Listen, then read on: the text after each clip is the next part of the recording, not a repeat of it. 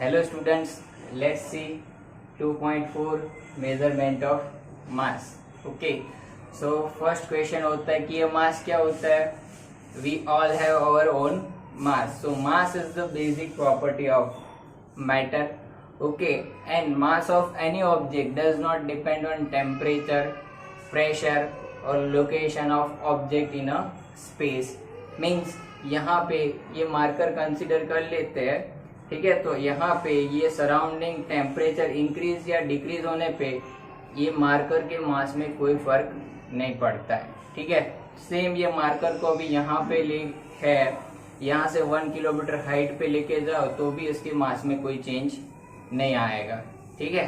सो हम लोग यहाँ पे बोल सकते हैं कि it does not depend on temperature, pressure और location of object in a space.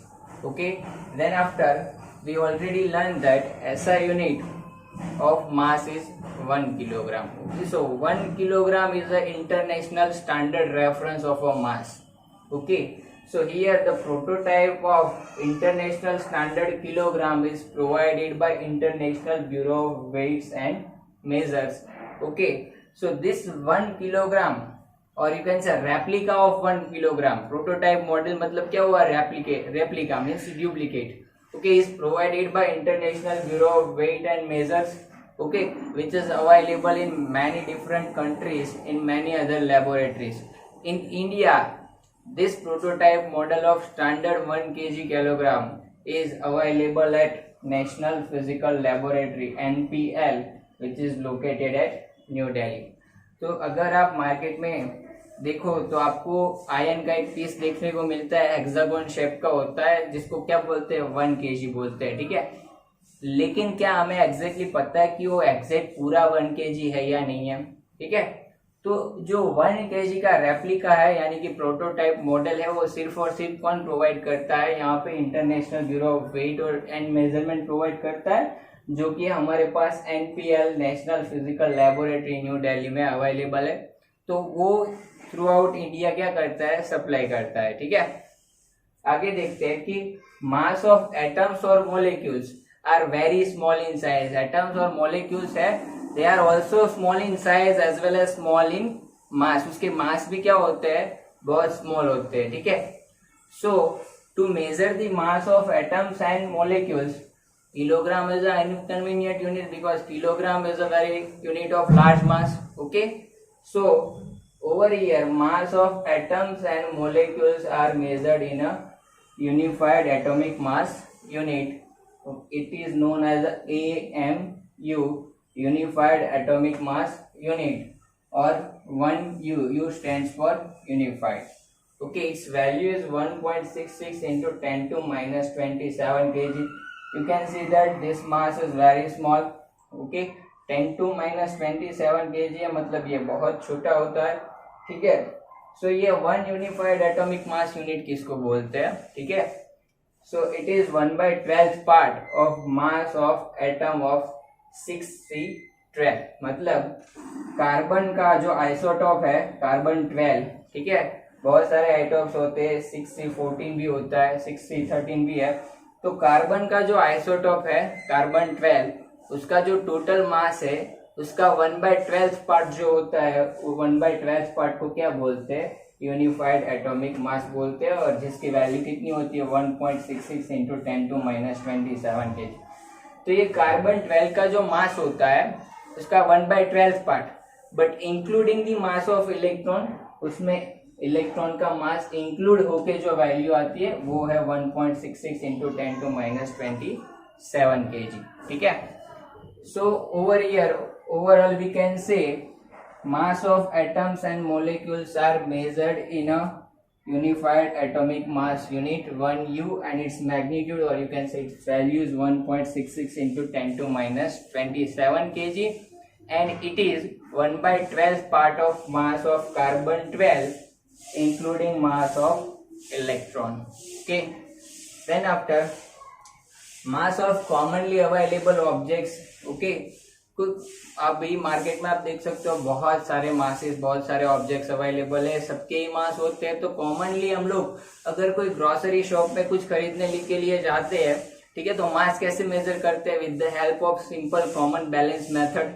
So over here we can say mass of commonly available objects can be determined by common balance method like one which is used in a grocery shop. grocery shop में जो common balance method use होता है, ठीक है, वो method से हम लोग नॉर्मल जो ऑब्जेक्ट है उसका मास मेजर कर सकते हैं. अभी तो आप देख सकते हो कि मार्केट में जो है डिजिटली मेजर होता है मास, ठीक है. Next, large masses in the universe like mass of stars और planet.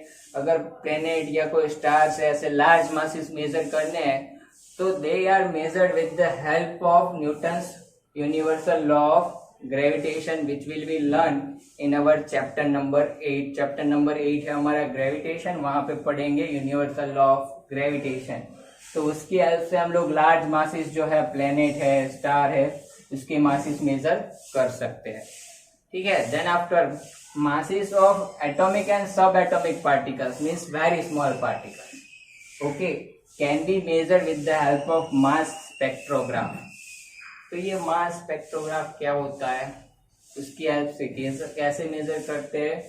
तो यहाँ पे आपके पास ज्यादा डिटेल में अभी कुछ है नहीं. 12th में हम लोग एक थियरी पढ़ेंगे, ठीक है, जहां पे इलेक्ट्रिक फील्ड और मैग्नेटिक फील्ड का कॉम्बिनेशन होगा, ठीक है. वहां पे हम लोग पढ़ेंगे कि रेडियस का ये वाला इक्वेशन होता है, जो पार्टिकल है वो मैग्नेटिक फील्ड और इलेक्ट्रिक फील्ड में क्या कर रहा होता है, मूव कर रहा होता है. तो उसकी जो पाथ होती है वो स्पाइरल होती है, ठीक है, उसका शेप स्पाइरल होता है और उसका जो सर्क्यूलर पाथ स्पाइरल का जो बन रहा होता है, ठीक है, स्पाइरल में ये जो टाइप का सर्क्यूलर पाथ बन रहा होता है, तो उसकी रेडियस जो है वो क्या होती है, mv/qb जितनी होती है. So this method is used in a mass spectrograph. So in a mass spectrograph radius of trajectory of particle which is r is proportional to mass of charged particle moving in uniform magnetic field and electric field. So this note which is given over here we will learn in standard 12th in our chapter number 4 in detail, that how radius of this moving particle is proportional to mass of charged particle, okay, and that charged particle is moving inside magnetic field and electric field, and in that theory both are perpendicular to each other, okay. So overall we can say mass of small particles like atomic or subatomic particles can be measured with the help of mass spectrograph.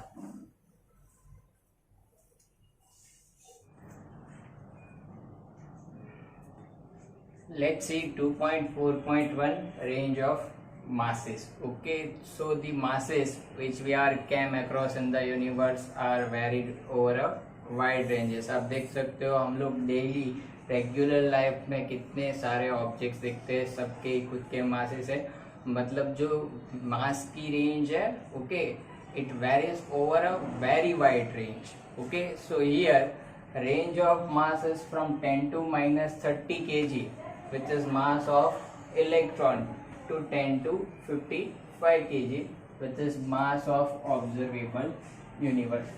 So smallest mass जो मेरे पास अभी available है वो कौन सा है, minimum range क्या है मास की, 10 to minus 30 kg, और वो किसका मास है, मास ऑफ इलेक्ट्रॉन.